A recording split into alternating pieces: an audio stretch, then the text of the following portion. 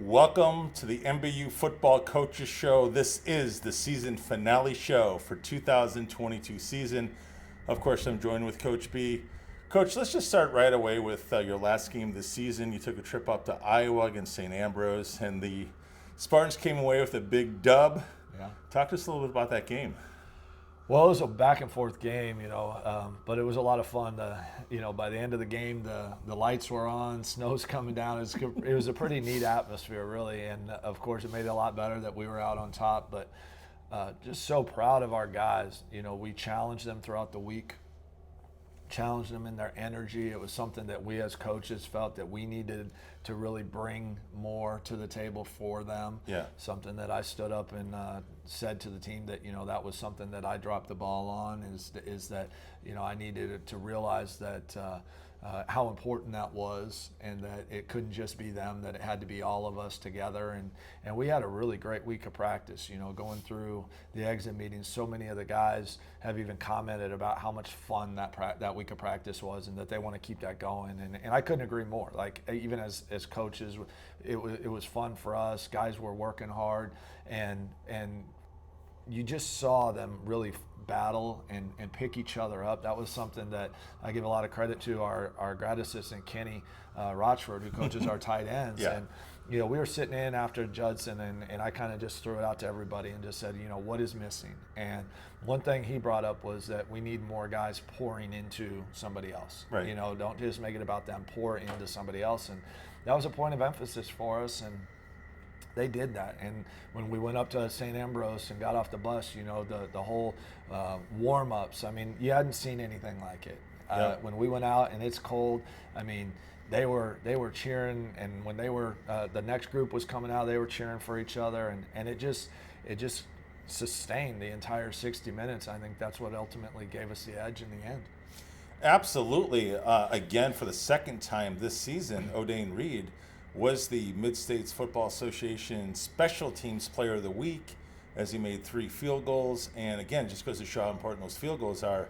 But it was a great game, close game, but it was a great game. And I can echo what you said. I had a chance to see some of the players, during the week, and they were actually kind of buzzing about practice, which at this time of year, you think you're worn down, you're tired, you got one more game to play. But no, they rose to the occasion. And now the Spartans finished the season 4-7. You tied the best record we've had in program history, and you were 2-5 in the conference. And I was just wondering, now that you reflect back, talk to us a little bit about the 4-7 season, and kind of what you said to your team regarding the season.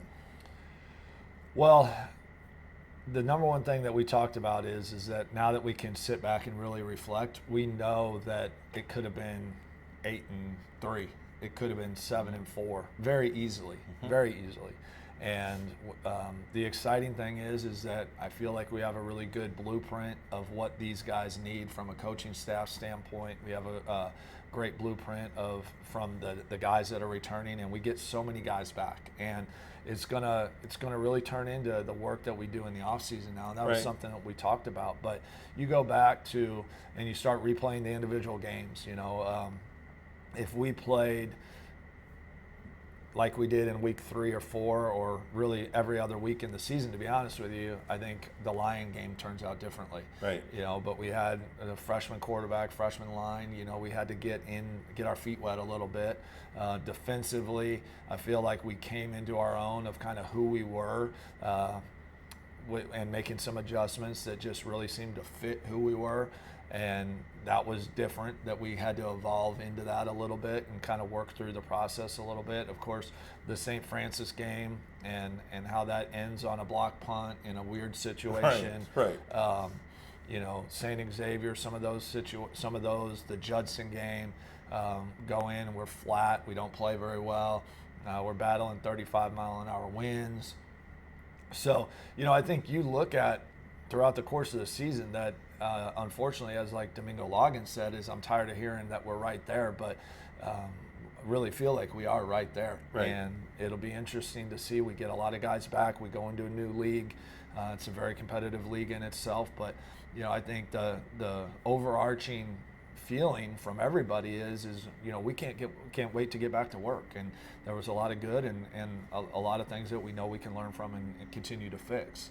And one thing I'll comment on before you kind of move on, but right. you mentioned Odie. Yep. Being Special Teams Player of the Week, and we were kind of kidding him because that's a great honor. Second week in a row, is perfect from field goals. But not only was he perfect, he was 3 for 3 from field goal, but he also gave his knee for the cause, because when he took that roughing the kicker, likely tore his MCL. Oh my but gosh. it gave us a roughing the kicker, gave us a 1st and goal, and we ended up scoring to take the lead rather than be a tie. So we said he was a sacrificial team player on that one, but he'll be okay. But very proud of him, and he ended up having a really good year. Well, you know what? I'm just going to start there right now. Let's just go starting on the special teams because you're talking about them. And I'm going to say this, okay, and I'll have you react to it. I thought this season, again, compared to other seasons, this may be as complete of a team as you've had. Now, I know you've had better defenses or better offenses, but as far as all 3 phases of the game, and as I was looking at the statistics, it really showed you how to play as a team, because it wasn't like, outside a couple of your defensive linemen with all the sacks and all that, but when you look at it statistically, you didn't have a 1,000-yard rusher. You didn't have a 2,000-yard passer, right? You didn't have a 1,000-yard receiver. But yet, when you look at the statistics, just to give you an idea, just on the field goals alone, I find it amazing that 4 times out of your 11 games, you had Jonah Cox in the front end of the season where he was the conference special teams player of the week. And then the last 2 weeks, obviously, Odie was. But interesting enough, this is a pretty cool stat. Odie, under 39 yards, was 9 for 10 on the season. That's a 90% field goal rate, and that is a very strong number. And again, as I was looking at these numbers, this was the top year you've ever had for scoring in the field goal department. Yeah, and we know that we have 2 really good kickers, with Jonah and Odie. And I think really the main reason why Odie was able to kind of take over that job as the year went on is because of how successful he was within that, 30 to 40 range. And then, even in the low 40 range, he was pretty good. I think early on, he wasn't quite healthy. He was able to fight through and battle through, a sore knee throughout the course of the year. Early, we tried him on some long ones, and I know he was 0 for 3, I think, beyond 50 yards. But those are long field goals, long attempts. But both guys have the capability of really helping our team. I think it's definitely the most consistent that we have had in the kicking game all the way around, but between having Jonah and Odie to be able to kind of play off of each other, having Odie step in and do some punting, Jaden George stepping in and doing some good punting when Gavin was hurt, and of course what Gavin did as a punter, he just continues to excel. So I would agree. I think, when you take all 3 phases, the unfortunate thing is we didn't always click on a week-to-week basis, but all 3 of those groups were, probably more consistent than what we've had in the past. It just, I think, took us a little bit to find out who our identity was in some of those areas. Well, I think another stat that stuck out to me that's helped you tremendously is, Odie kicking off had 39 kicks offs and 14 were touchbacks.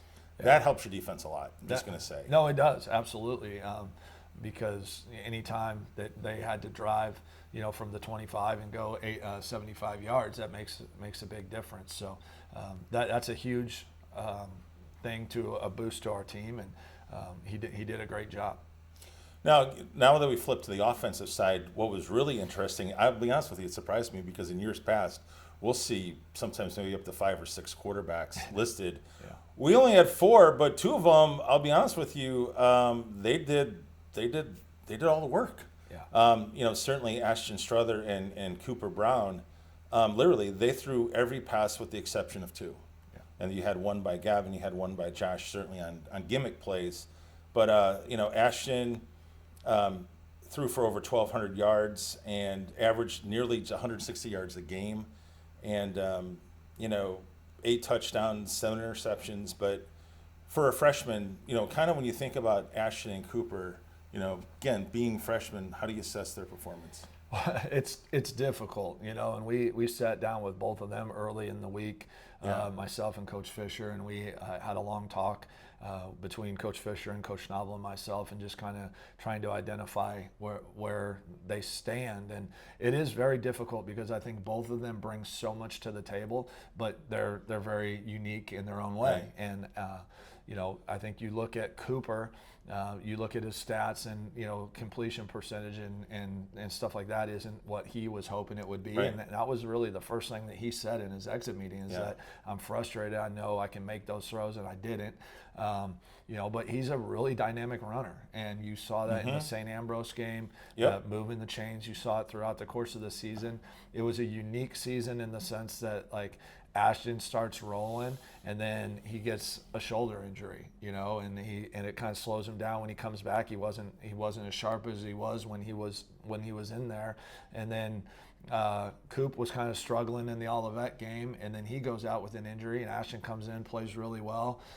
And then it was just a weird back and forth season. And one of the things that we really talked to both of them about is just that we love them both. We think that they both bring a lot to the table, right. But spring's going to be important, and that we want to name a starter. We don't want to go into the fall camp in the way we did this year, where it's an open competition. We just really feel like the team and them and just everybody needs to say this is who the guy is, and they were welcoming of that, and both of them are great young men. They're great competitors. They both know what they need to work on, and I think either one of them can really help us. They're both tremendous quarterbacks, tremendous athletes, and first and foremost, they're great leaders and great young men. Absolutely. Now we go to the running backs. This was kind of a little interesting year. In years past, you've always had that 1,000-yard rusher or near 1,000-yard rusher, or someone ranking in the top 10 in rushing. This year that wasn't the case, but what was really cool is listen to these names: Banks, Morrison, Allen, and just in your last game, Griffin. What a pretty interesting smorgasbord, if you would, of running backs that you could just literally just bring in and out of games on different situations. And, Banks had 5 touchdowns, Morrison had 6, and, Griffin had the 3, of course. And then, Allen had 2. So it was a different type of season from that standpoint, where usually you've had that workhorse back, someone relieving them. In this case, you were literally just interchanging them throughout week to week. Yeah, it's exciting when you move forward and you look forward. We lose Ron, obviously. Right. But again, that's one of those things, just like the quarterback position, where it becomes a challenge in a way, because you have so many worthy guys that are capable of carrying the ball. And like we've talked to them about is, there's one ball. And obviously, we want to keep guys fresh, but we also know a running back needs to get in the rhythm. And that competition is tremendous. And Coach Palmer moving him to running backs when Coach Kern left, I thought he did a tremendous job making sure these guys were ready and that they were pushing each other and working hard. And our yards per gain was pretty good for almost for every one of them. We knew Lionel would be a guy to look at coming in as a freshman. He was one of our highly recruited young men. Marcellus is a guy that we kind of fell into, but he turned out to be really tremendous, and I think we can use him in some Alvin Kamara type ways as we move forward, because he's a very versatile back. Right. Of course, we get Demo back for one more year. You've got Lionel again. You've got Marcellus, and then you got the kind of the wild card that we're really excited about, which is Carl Garman, who was ineligible this year as a transfer. But Carl is he is a tough dude now, and he worked us every week in practice, and that was one of the reasons why I feel like our front seven was so effective in games against the run, because Carl gave us a great look. So I know he's eager and ready to get going. So I don't know what we're going to do, but it's a good problem to have. We've got 4 guys that can really tote the rock, and then some young guys that we'll see what they can do in spring as well. Well, and the other thing is, like you said, the kind of like we reference, Kamara of the Saints, a guy who can catch passes, whether it's medium routes or a lot of dump offs, and that was something I thought the Spartans did a really nice job with. With a lot of screens, even you did a lot of screens similar to the Saints actually, that worked out really well. Now we go to the receiving core. No surprise here. You got your big 3, led by Cameron Sloan, then Josh Munn, then Gavin Cloud. No surprise there. Cameron had over 500 yards. Munn had over 400. Claude had over 350. As far as touchdowns, they were all the same with 2 each.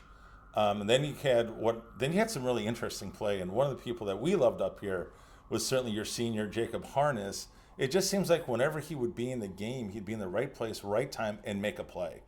And so that was pretty darn exciting to see. Yeah, Jake had a really good senior year. I know he would have liked to see more time throughout the course of his career, but I really thought he matured a lot. He understood the offense, really dedicated himself to make this a senior year that he was going to go out and have an impact, and he did that. I think his work ethic, his dedication has always been good. It was just little things that kind of held him back a little bit. But you're right. I mean, and in that St. Ambrose game, I'm telling you, there were plays that you could look at. But I mean, he was tremendous. And on special teams, he ran down there and made a tackle on the kickoff return, put the ball at like the 10-yard line.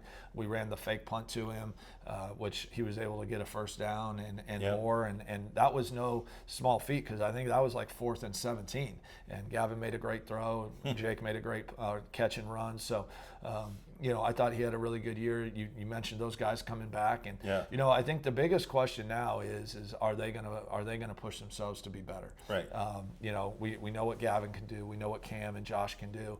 Obviously, Shane Becker's another guy who just continued to come along. But I think all those guys, they've got to really challenge themselves on the field, in the weight room, to be more precise in the details now. Yeah. This was Josh's first year playing receiver. I thought he did tremendous. So now, can he continue to enhance those skills, become a good route runner, get off separation, get more separation, all those things. If they do that, they're going to be a pretty good trio. And what's going to be nice, we'll get a chance to see that during spring ball, because I'll be honest with you, Jake really kind of stood out during your spring game. He had quite a game, and he's just carried that momentum through the summer, then certainly into the season. So now we're going to go to your side of the equation, which is the defense. And you know what, Coach? You know how I check every step before I ever come up on a broadcast? I did not check to see if Blake Kite broke the record or not. Did he break the single season record for tackles? I don't know. I think he's got to be close. Yeah. I'm not sure that we've ever had a guy be over 100 tackles, but he had a great year. I think finished 111 tackles. And he did. And we were looking at the career, because how I knew about it is Cowley said something to me that he was going to break Jaron Cowley's record. And he said that, but that was said to me during the homecoming game. I think he just needed 11 tackles. Well, and the thing you got to remember is Blake rolled his ankle on a Thursday before the Roosevelt game and wasn't able to play in the Roosevelt game. Right. So he had 111 tackles through 10 games. So if he was able to get that 11th game in, where that would have put him in the tackles, but he had a great year. I mean, there's no doubt about it. Yeah. I can't wait to see the postseason awards coming out very soon. You got to think he's going to be on there. Considering, again, he had over 100 tackles. Your linebackers were just, especially Knight and Bescheid, talk about them a little bit, and then we'll get to your front four, of course. Yeah, well, I mean, Blake, he is who he is. He's an athletic guy. He has a nose for the ball and had a great year. Cade Bescheid, he did a great job as well being a freshman. He was, again, in that circle with Lionel and Thomas Cloud and DeMarcus Allen, Bailey Dameron, some of those guys that were in kind of those, Tyler Watson, that are some of those guys that we were really hoping to have an immediate impact. And, Cade stepped right in early on and took that money linebacker position, and just owned it. And he just continued to get better. His understanding of the defense he got more comfortable, and he's another guy. I think if we go back to the Lion game and he's a little bit more game ready, right, it looks totally different, because there was a big learning curve for that week for him, and he even said in his exit meeting, he's like, I got in that game, I thought it was going to be like high school, and it wasn't. And, not even close. But then he's like, I realized what I had to do, and he's able to make those adjustments. So just another guy that we brought in. He's going to have a great career before he's done, and our linebacking core is really good, because there's several guys that are kind of waiting in the wings that we'll have to see what they can do in spring, but there's some depth and some good competition there. Yeah, I think this next group we're going to talk about is your front four, otherwise known as the Spartan Wall. If I'd have known they would have been that good, Coach, I would have actually made some T-shirts and just start selling them on the side, because Jeremiah Austin, Anthony Graham, Raekwon Ramsey, and Austin Richards had fantastic season. And matter of fact, as we look at it, Jeremiah Austin had 10 sacks, and Raekwon had 8.5, and Sains had 9. Yeah. That's just I don't know. I've never seen that before, certainly in our program history. But to have 3 guys, all bunched together, and you never know which guy was going to do it. And then also sandwiched in there, 4 tackles, total tackles, 4th on the team, is probably one of the smaller guys on the field, but with one of the biggest hearts, and certainly a guy that knows all about hitting, and that's Joe King. and Joe was number 4th in tackles at 55, and so kind of talk about your front four and certainly the play of Joe King, because Joe, I thought, had again a really solid senior season. Yeah, I mean, the front four, you better hurry up and trademark that, the Spartan Wall, because and get those shirts made, because the great thing is all 4 of them are back. So it's exciting from that standpoint, Hashtag Spartan Wall. Hashtag Spartan Wall. So, and that's what's so exciting. I mean, you mentioned Joe. We'll talk about him in a minute, but those front four, they were as good as what we saw all year in the league. And, Coach Schnabel would say that week in and week out. And, when we talked about kind of the growth of those young offensive linemen, the thing that we really pointed to was that during practice they went against these guys, and they had to step up their game in practice, and that got them prepared to grow throughout the season. But all of them, what's crazy is you look at where they're at. Jeremiah, for half the year, was leading the nation in sacks going into the Roosevelt game, and then he dropped a little bit. I think he finished like 6th or 7th in the nation in sacks, total sacks. But from a league standpoint, they finished number 2, 3, and 4 in the Mid-States Midwest in sacks. Of course, none of that happens without the Anthony Graham, who is anchoring that thing. Right. And AG's so big and so strong, did a tremendous job. He doesn't get the recognition because of the sacks and some of those tackles for losses, but he made so many plays, took on double teams, allowed those guys to go make plays. He's kind of the unsung hero, but all 4 of them were tremendous. And then you mentioned Joe. I mean, Joe has been as much of a leader in that team, in that defense, for the last 2 or 3 years. And of course, losing JC back there, Joe took that over, with Daryl. Daryl did a nice job, but Joe is just every single day show up to work, and he's a guy that we would always point the younger guys to. Model your practice habits after Joe. Model your game and your enthusiasm after Joe, and he's just such an important piece to that. But the exciting thing again is that you got Blake back, you got Cade back, you got Thomas Cloud back, you got your front 4 back, you got Daryl Krieger back. So the biggest hit that we're having is in the secondary, and we've got some guys that we'll have to really challenge, and that's where we're going to have to make sure we pay attention to in recruiting. So to kind of round out your defense, I really want to make a special mention of this. Kevin and I would talk about it occasionally on the broadcast, and we were just shocked about, you're talking about Krieger, looking at Domingo Loggins, and certainly, Zeppelin Velder. Zeppelin had 13 pass breakups. Domingo had 7. I mean, Coach, I don't know what an average should be, because you coach the position, but is that just pretty phenomenal? It's really phenomenal. In fact, it's funny you bring that up, because Zepp was in my office having his exit meeting right before I went to lunch before coming up and doing the show. But he was asking me, because his roommate is Jalen Cowley, and he said, do I have the record? Because I need something to go and give Jalen a hard time about. And we looked it up. We went back to every year, and he is far and away the leader, the season record holder for PBUs. The second most is Devontae Johnson. I want to say back in 2016 had 10. Okay. But he had 13. I would trade that record, to be honest with you, and I think he would say this too. Is he would trade that record for a couple interceptions because there were several that he should have had and could have had as interceptions that hit him in the hands, and he knows he can make that play.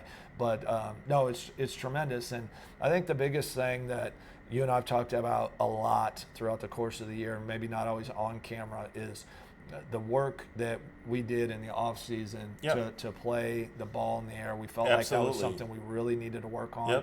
So it's good to see that some of the things that we were teaching come to fruition with two guys having a good number of PBUs and are in play. We gave up some more deep balls than what we wanted, but it was drastically different than what we did the year before, and there wasn't nearly the number of times where we're in great position and we just don't play the ball right. It happened a couple times, but by and large they were pretty good. If they were in position, if they did the thing right, it was going to be a PBU. Absolutely. So as we kind of wrap up the show, Coach, I'm sure the Spartan fans are wondering now what happens. Obviously next week will be Thanksgiving, and maybe you and the coaching staff will have some time off finally, right? But kind of talk to us about what happens, starting even now, and as you certainly go all the way to the spring, because we know, that's going to be your recruiting season, and kind of give Spartan fans, an idea of what you guys all be doing over the next, 4 or 5 months. Well, right. I think it immediately turns towards recruiting and making our team better. Right. How can we bring in guys that are going to give us some depth, that are going to push some of the guys that are starters? There's going to be some holes that we've got to fill that we saw throughout the course of the year. I think offensive line is an area where we've got to get depth, and we've got to get some guys that can come in and challenge and see if they're able to win out a job or at least push for that job. Of the 5 true seniors that we had, obviously Jake Harness, some of those guys we lost, Drew Gillig, that we lose because they're not taking that last year. But out of the 5 true seniors that we had, 4 of the 5 were defensive backs. Right. So we definitely have to bring in some DBs. We're going to move some pieces around and see, who can maybe play corner, who can play safety, that kind of stuff from within the group. But we're already turning our attention to recruiting. We've been there. We've been doing that throughout the course of the season, but it really starts to hit there now. The staff is working hard to evaluate guys and make contact and start developing those relationships, get guys up on visits. And then when we come back in January, it's going to be go time for all the guys that are here. We've got to hit the weight room hard, work on conditioning, work on getting our technique and those little details better, and that'll go all the way really from February through spring practice. Right. But that's where we're at, and the exciting thing is we've got a lot of guys back. We've got to I think take a step in the overall accountability of everybody putting in the same amount of work, putting in enough work if they're going to challenge, and we've got enough guys that are ready to hold people accountable that if you're a recruit coming in, if you're somebody that's on the team coming back or wanting to join us, that you better have your A game ready, because there's a lot of guys in that locker room that are ready to hold you accountable because they know that that's what's going to push us over the edge next year. So then what you're saying is you will have your whole offensive line back then? Yes. Right now, that's the way it's looking, is that we'll have everybody back. So there's some positive in that sense, and just make sure that we keep guys healthy, let them heal up a little bit from a long season, and then continue to develop them. We've got some of those young guys that will just keep developing, and of course Tanner Ray and Xavier Tippler, Nate Stotts, some of those guys, and Devin McDaniels, who will be a returner at the offensive line. We moved him from D-line, so he'll have more experience under his belt. Right. Wow. So, Coach, you want to give us the final word on to wrap up the 2022 season as the Spartans finish 4-7 and 2-5 in the Mid-States Football Association Conference? Yeah, I think overall this was a season where the record doesn't show it, but I think we took probably the biggest step that we've ever taken as a program. And there's a couple factors to that. I think 2 years ago we were able to bring in recruits, having our new stadium built. Right. Of course, that was a little different because we were in COVID time still. Last year was the first year coming out of COVID that we were able to have a normal recruiting year, have people around, show off our stands, show off our stadium, Right. show off our new weight room. I'm really excited about the future because right now I think we feel like we have all the pieces that we've needed and that we've been trying to put together since the beginning in place, and it makes a difference in recruiting. It makes a difference in the guys that we're able to attract and draw here. Our freshman class is really good. Our sophomores are there. We get a lot of guys back. Of course, the biggest question mark is going to be the new league. You know, we transfer from the Mid-States into the Heart of America, which is a fantastic league, just like the Mid-States is. But I think there's momentum. I think that there's some things that we can build off of from late in the year that we know that we as coaches can do and facilitate. And, you know, I'm just really excited to get into recruiting, see what pieces we can add to this group. But we've got a great group coming back. Well, Coach, I think the next time we're going to see the Spartan fans is going to be on our National Signing Day show. That comes up February what? February 1st this year. Ooh, Yeah, early. Yeah, it's an early signing day, so Wednesday, Okay. February 1st. So February 1st, Spartan fans, will be back live as we've done in each and every season with the National Signing Day show. I know last year was just amazing, and obviously had one of the biggest classes ever.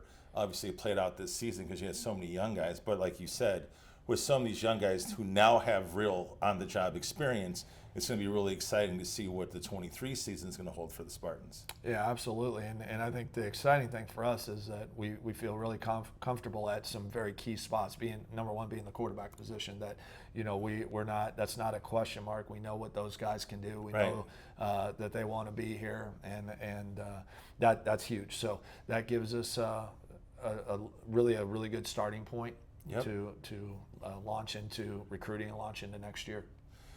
Okay, Spartan fans, for Coach B, I'm Guy Danhoff. We want to thank you for watching the special edition of the MBU Football Coaches Show, the 22 season finale, right here on the Spartan Digital Network.